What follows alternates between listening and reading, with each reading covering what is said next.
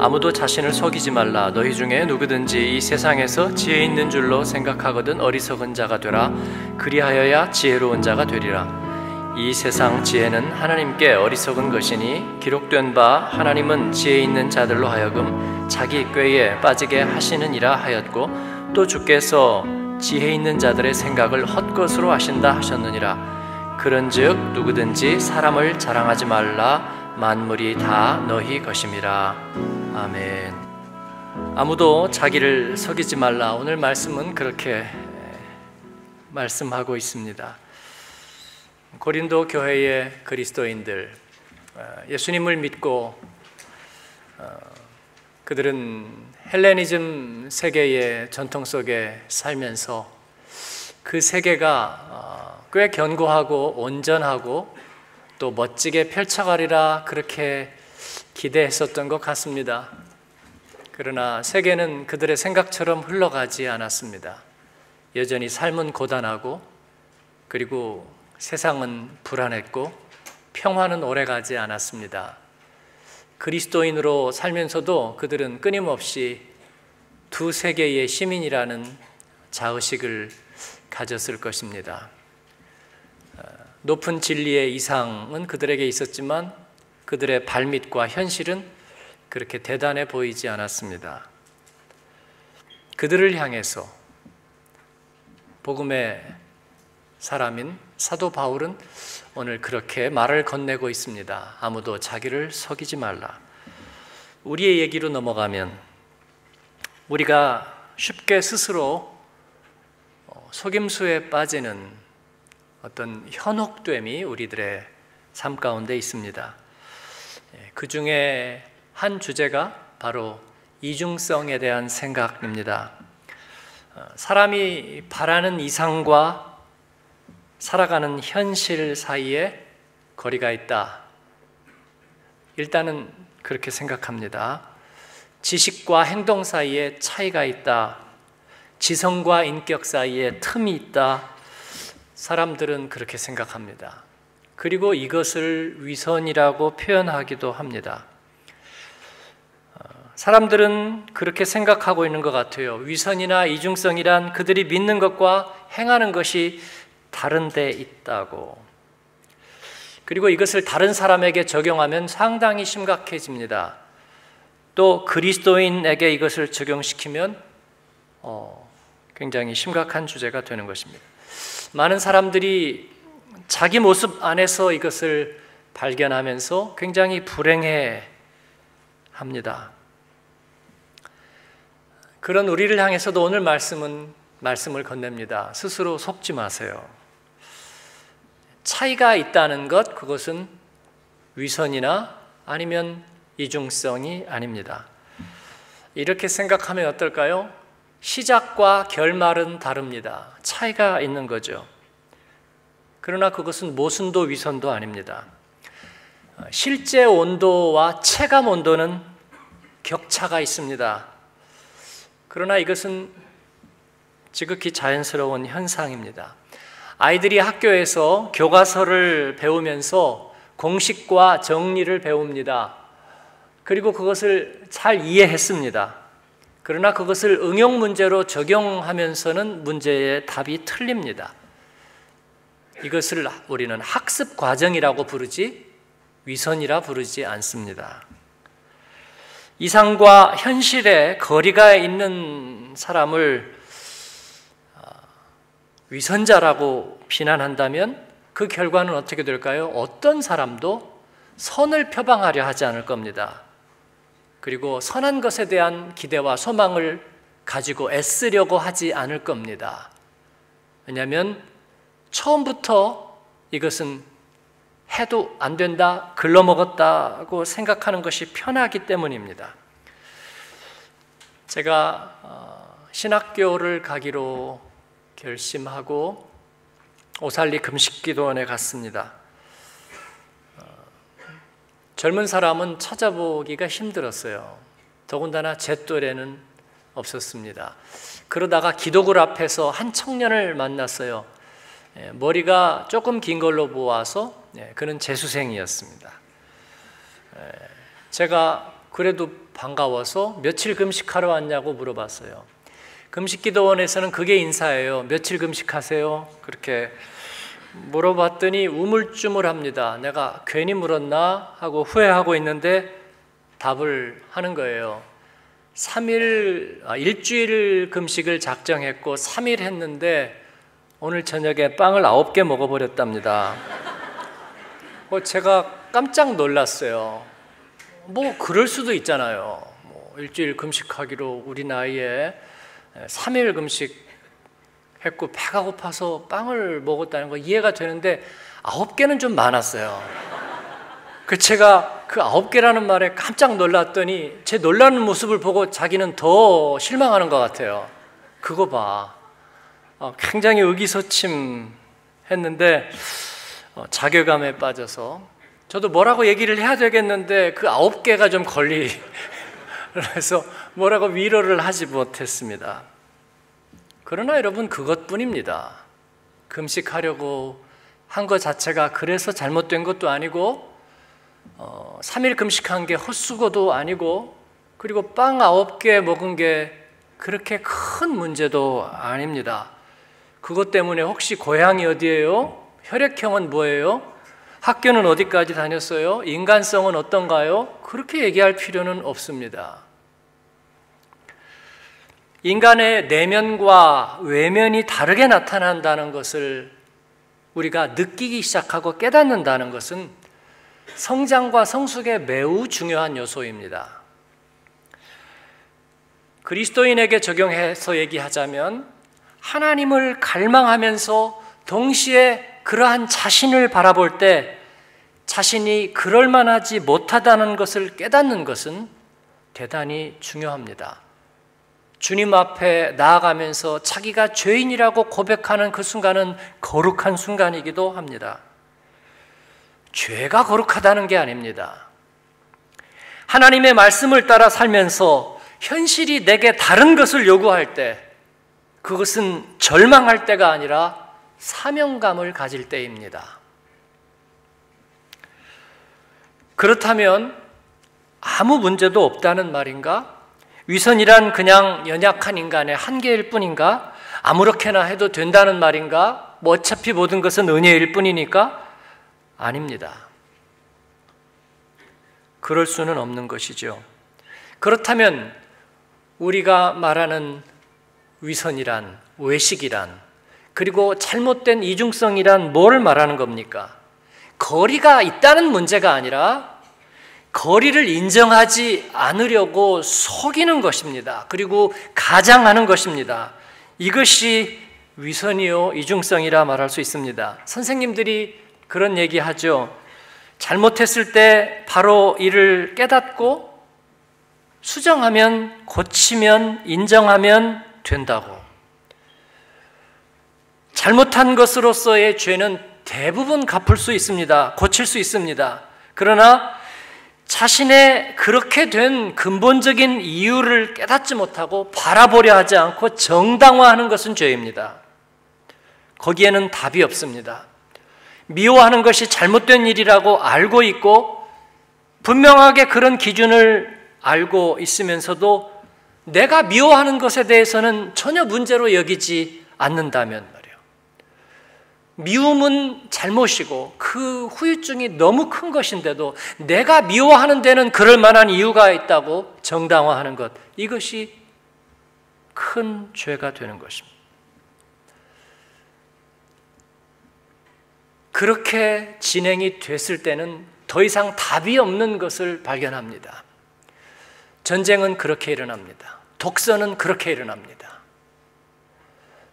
만약에 리더가 그런 생각과 사고방식을 가지고 있다면 그 공동체는 정말로 암울하고 절망스럽습니다. 누군가가 여러분에게 형제님 혹은 자매님은 참 겸손한 것 같아요. 자신을 전혀 드러내지 않으시잖아요. 라고 얘기한다면, 그런데 저는요 너무 교만한 것 같지 않아요? 라고 물어본다면 여러분 이런 얘기는 참 착잡한 얘기예요. 함정 같기도 하고요. 왜냐하면 겸손과 교만은 내적인 태도입니다. 우리 그리스도인에게는 하나님 앞에서, 오직 하나님 앞에서 절대 기준을 가지고 나를 돌아다보는 태도입니다. 겉으로는 나타나지도 않을 뿐더러 부분적으로 나타난다고 해서 누가 평가할 수 있는 그런 문제가 결코 아닙니다. 여러분, 제가 겸손한 것 같으세요? 교만한 것 같으세요? 네. 여러분이 그냥 어떤 선입견과 기준을 갖고 얘기할 수는 있겠지만 전혀 저에게 적용될 수 없는 문제예요.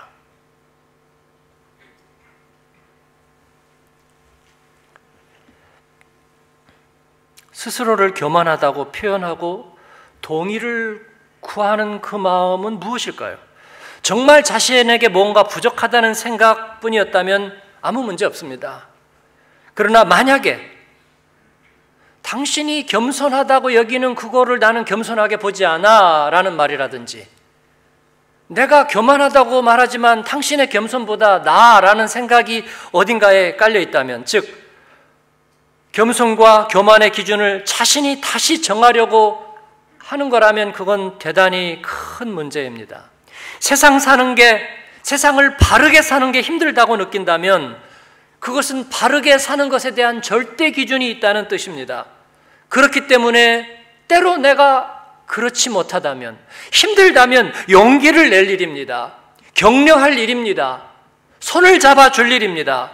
그럴수록 내적인 기준을 더 분명히 해야 할 것입니다.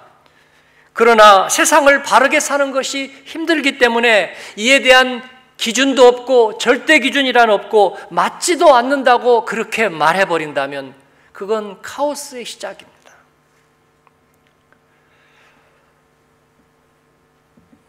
역사적으로 보면 이 왕조 시대에 이 왕위에 대한 찬탈들이 있었습니다. 동생이 됐건 숙부가 되었건 아니면은 왕가의 먼 친척이 되었건 아니면 상관없는 신하가 되었든지 왕위를 빼앗습니다. 그러나 민심을 고려해서 자진해서 물러나는 형식을 취해달라고, 그러면 당신의 목숨과 일가의 번영은 약속하겠다고 그렇게 얘기합니다. 그렇게 해서 물러나게 하는 거죠. 대부분 그 말을 믿는 왕은 한 사람도 없습니다. 그래서 죽기를 각오하고 피눈물을 흘리며 물러나는 거예요. 좀 멀리 가서 잘 사시라고 합니다. 그걸 다른 말로 귀향이라고 그러죠. 그곳에 가서도 발 뻗고 편안하게 결코 살 수 없습니다. 왜냐하면 아무것도 보장된 것은 없기 때문이에요. 그리고 얼마 있지 않으면 누가 찾아옵니다. 누가 찾아오죠? 포스트맨 아닙니다. 사약 들고 옵니다. 그래서 사약 먹여서 죽이는 거지요. 왜냐하면 그러지 않으면 불안해서 살 수가 없는 거죠. 우리에게 이 세상은 다양한 기준을 인정하라고 합니다. 절대적인 것은 이제 사라졌다고, 우리는 다원성 안에서 살고 있다고, 서로 다른 차이를 인정하라고, 절대적으로 옳은 것은 없다고 그렇게 말합니다. 경제와 정치가 서로 다른 시스템을 갖고 있듯이 흑인과 백인이 서로를 용납하고 그리고 관용해야 하듯이 우리 세상에는 절대적인 것들을 좀씩 양보하면서 공존과 상생과 서로 함께하는 세상을 이루어야 한다고 말합니다. 저도 하마터면 속을 뻔 알았습니다. 현혹될 뻔 알았어요. 내가 반드시 옳은 것도 아니고 네가 반드시 옳은 것도 아니고 우리가 반드시 옳은 것도 아니고 내가 믿고 살아온 것이 옳은 것도 아니고 그리고 꼭 우리 하나님만이 옳은 것도 아니야. 그리고 그 다음은 바로 왕에게 사약이 내려지는 것입니다. 진리와 그리고 하나님께 사약을 내리는 거예요. 우리는 더 이상 당신들이 필요 없다고, 우리가 스스로 우리의 탑을 쌓을 거라고,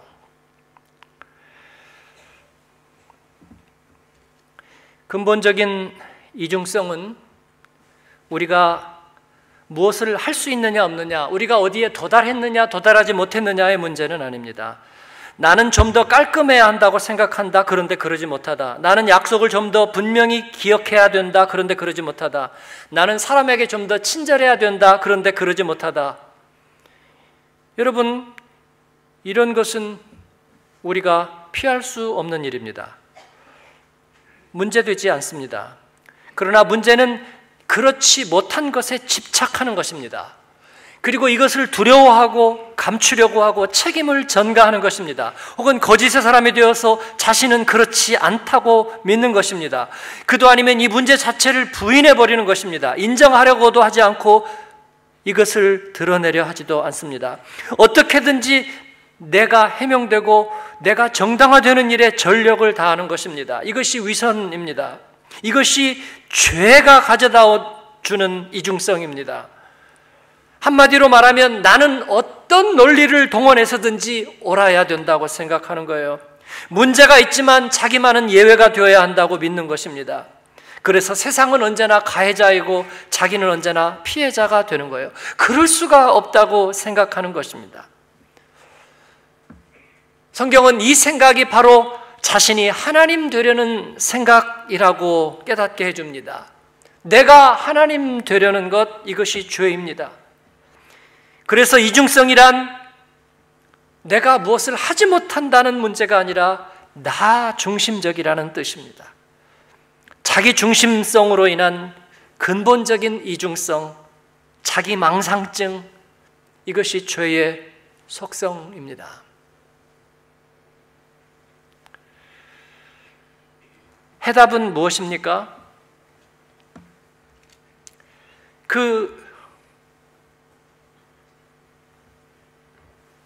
우리가 하나님 되려는 이 거짓된 이중성의 모습을 우리가 바로 깨닫고 바라보는 것입니다. 우리는 그 모습을 예수님의 십자가에서 발견했습니다. 예수님의 십자가도 우리식으로 생각한다면 이중성입니다. 하나님의 자리를 벗고 인간이 되려 하셨답니다. 그 차이가 너무나 큽니다. 그러나 그것은 모순으로 나타나지 않았습니다. 위선으로 나타나지 않았습니다. 오히려 거기에 놀라운 은혜가 있었습니다. 여러분, 십자가를 바라보니까 무엇이 보입니까? 분명한 내적 기준이 보입니다. 무엇입니까? 하나님의 의로우심이 보입니다. 죄에 타협할 수 없는 진실함이 보입니다. 그리고 그 외적인 표현도 보입니다. 무엇입니까? 그 공의를 어떻게, 그 하나님의 진실을 어떻게 관찰할 것인가? 그 외적인 표현은 무엇이었습니까? 놀랍게도 그 죄인을 위해서 자기의 생명을 주고 피를 흘리는 은혜입니다. 이것은 분명히 모순됩니다. 그러나 그 사랑을 받은 우리에게는, 그 구원을 받은 우리에게는 유일한 해답이 되고 생명의 길이 되는 줄로 믿습니다. 우리는 세상에서 얼마나 많은 사람들이 죽어가는가, 그 이유는 무엇인가에 대해서 질문하는 사람들이 아니라 그들 중에 한 사람을 나는 어떻게 살릴 수 있는가? 하나님은 그들을 어떻게 살리시려 하는가에 관심을 갖는 것입니다. 이것이 절대 기준입니다. 이것이 십자가의 기준입니다. 엊그제 신방을 갔다 오다가 앰뷸런스가 이렇게 가는 것을 봤습니다. 앰뷸런스는 차선도 없고요, 역주행도 서슴지 않습니다. 그리고 이 사거리에서 아주 굉장히 위험하게 반대로 돌아서 붉은 신호등에서도 내리질주합니다. 왜냐하면 생명을 살리기 위해서입니다. 그런데 어떤 할아버지가 모는 차가 이제 어둡기도 하고 앰뷸런스가 너무나 큰 소리를 내면서 사정없이 뒤에서 달려드니까 이분이 당황하셨어요. 옆에다가 차를 세워야 되는데 어떻게 할 줄을 모르고 막 그랬더니 깜빡깜빡하고 운전자가 막 고개를 흔들고 그러더니 옆으로 휙 돌아서 지나가는 거예요. 제 아내가 옆에서 그걸 보고 있다가 전율이 인다 그런 표현을 했습니다.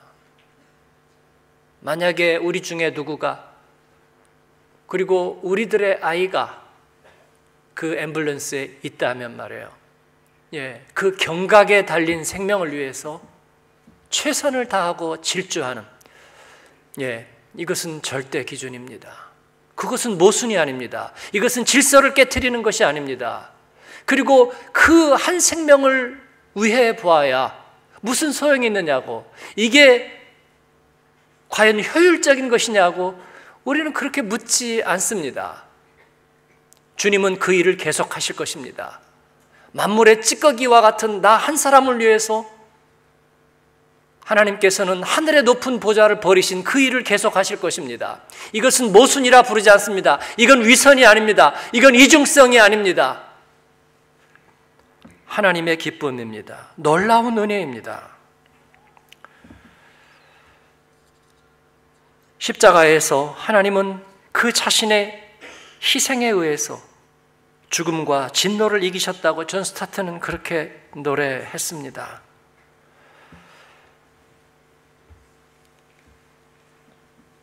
사람을 자랑하지 말라. 오늘 말씀은 그렇게 맺고 있습니다.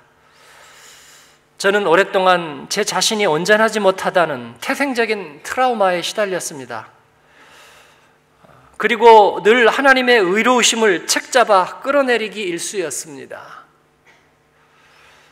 그러나 그것이 내 안에 있는 하나님 앞에서의 어리석음이라는 것을 깨달았습니다. 하나님의 말씀은 그러나 내게 주신 모든 것이 온전한 선물이라고 말씀하십니다. 하나님, 저는 온전하고 싶어요. 제가 좋아하던 찬양은 그런 거예요. 똑바로 걷고 싶어요, 주님. 똑바로 보고 싶어요. 똑바로 걷고 싶어요. 제가 싫어하던 찬양은 뭐겠어요? 코도 삐뚤, 눈도 삐뚤, 입도 삐뚤, 호박 같은 내 얼굴 미웃기도 하지요.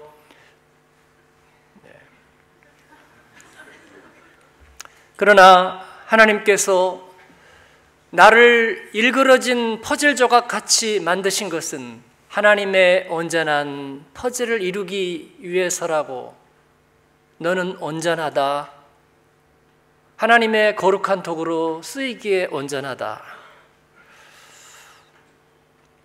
이 말씀이 저에게 큰 슬픔과 회개를 낳았습니다. 저는 스스로 속았습니다. 만물의 찌꺼기와 같은 만삭되지 못한 생명인 나를 진리의 첫 열매로 삼으시겠다고 하셨습니다. 제 인생은 모순이 아니라 하나님의 은혜입니다. 이 말씀을 아멘으로 받습니다. 사람을 자랑하는 것, 이것은 내적으로 하나님의 절대 기준을 부인하려는 태도입니다. 외적인 것을 핑계 삼아 결국 우리 안에서 하나님의 기초공사를 이루지 못하게 막는 것입니다. 이것이 자신을 높이려는 태도, 자신을 속이는 태도가 되는 것이에요. 사랑하는 여러분, 추악한 이중성은 사람이 하나님인 척하는 것이었습니다. 스스로 고집하면서 자기의 옳음을 주장하는 것이었습니다. 그러나 우리를 위해 오신 예수님은 그 반대로 하셨습니다. 하나님의 온전하심을 가지고도 불완전한 인간이 되셨습니다. 죄 없으신 분이 십자가에서 형벌을 받으셨습니다. 부끄러움과 수치를 겪으셨습니다. 그러나 그가 받은 형벌은 그를 낮추지 못했습니다. 그가 겪은 수치는 그에게 부끄러움을 주지 못했습니다. 그가 가진 남루함은 거룩함의 기준을 깨트리지 못했습니다. 그 주님이 저와 여러분과 연합을 이루겠다고 말씀하십니다. 우리와 같은 명함을 파자, 나와 같은 이미지를 가지자, 나와 같은 옷을 입고 함께 걷자고 약속하십니다. 그의 성품과 존귀에 합당한 길을 가자고 주님께서는 성령 안에서 말씀하십니다. 오늘 세례 입교를 받으시는 여러분들, 그 주님과 함께 그 길을 가게 되시기를 축원합니다. 우리의 삶은 모순이 아닙니다. 진리는 능력 없는 모순이 아닙니다. 우리는 하나님 앞에서 그 주님의 축복의 길을 갈 겁니다. 그리고 꿈을 꿀 것입니다. 우리 오랜만에 방문한 집사님 가정과 또 그때부터 아는 우리 집사님 가정하고 어제 점심 식사를 했습니다. 오버 우어젤 시절에 저 집사님이 2001년도에 저보다 제가 8월에 한마음교회에 왔고요.